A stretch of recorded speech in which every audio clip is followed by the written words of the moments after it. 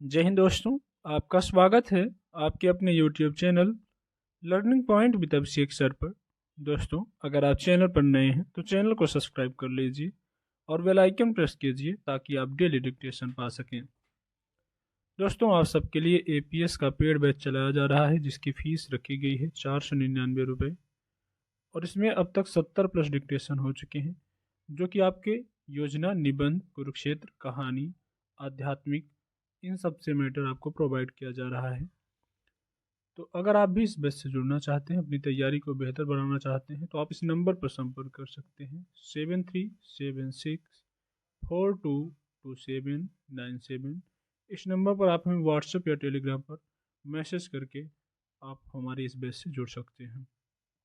इसके अलावा आप लोगों के लिए पटना सिविल कोर्ट के लिए भी पेड बैच चलाए जा रहे हैं जिसकी फ़ीस रखी गई है 399 रुपये। इसमें आपको लीगल मैटर वगैरह भी प्रोवाइड कराए जाते हैं। अगर आप पटना सिविल कोर्ट की तैयारी कर रहे हैं तो भी आप हमारे पेड बैच से जुड़ सकते हैं। डिक्टेशन शुरू होगी 5 सेकंड बाद।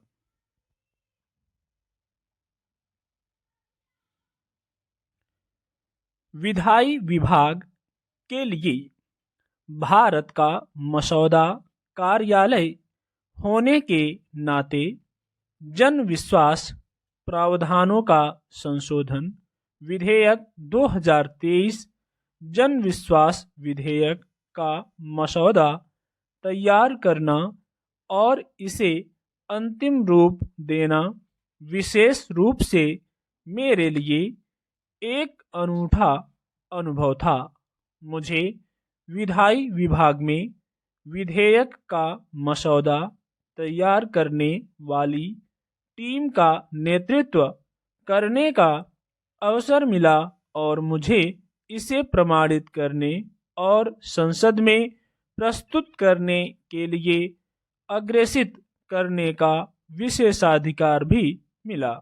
मेरा भाग्य बिल के प्रारंभिक प्रारूपण तक ही सीमित नहीं था, बल्कि रीडिंग के विभिन्न चरणों में बिल की निगरानी करना और बाद में संयुक्त संसदीय समिति JPC के समक्ष संशोधनों का बचाव करने के लिए उद्योग और आंतरिक व्यापार संवर्धन विभाग DPIIT और अन्य मंत्रालयों विभागों के साथ जिम्मेदारी साझा करना शामिल था।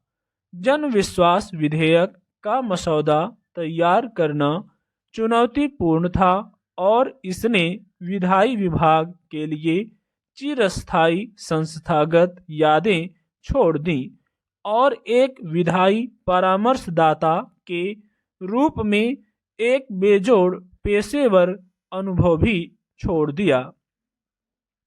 जैसा कि विधेयक के संक्षिप्त शीर्षक से स्पष्ट है कि यह विधेयक प्रधानमंत्री के उस दृष्टिकोण का हिस्सा है जिसके तहत लोगों पर भरोसा करने के लिए विभिन्न उपाय लागू किए जाएं, न कि सिर्फ लोग ही सरकार पर भरोसा करें।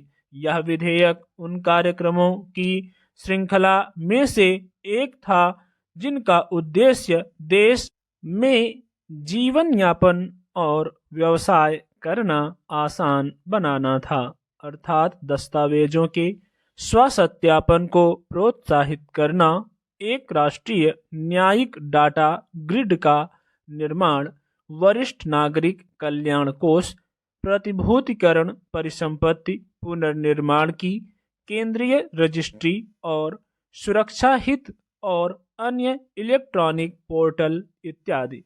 वस्तु एवं सेवा कर, दिवाला और दिवालियापन को नियंत्रित करने वाले नए कानूनों के साथ साथ ही कंपनी कानून में संशोधन भी लागू किए गए।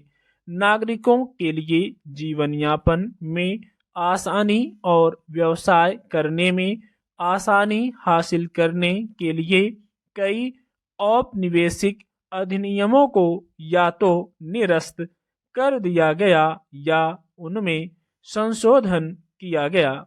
जन विश्वास कानून आपराधिक दंडों को खत्म करने और उन्हें मौद्रिक दंड में बदलने के प्रयास का हिस्सा है। यह पहली बार है कि विश्वास आधारित शासन के हिस्से के रूप में जेल की सजा को हटाने और मौद्रिक दंड में बदलने के लिए कानूनों में बड़े पैमाने पर संशोधन किया गया है। सरकार को लोकतांत्रिक शासन में अपने लोगों और संस्थानों पर भरोसा करने की जरूरत है। इस समेकित संशोधन प्रक्रिया का उद्देश्य सरकार और शासित के बीच विश्वास की कमी को दूर करना है।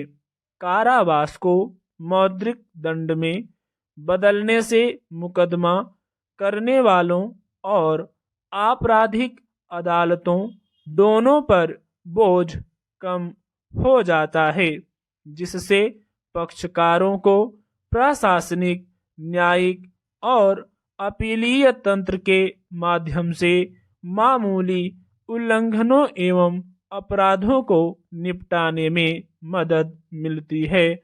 स्टॉप।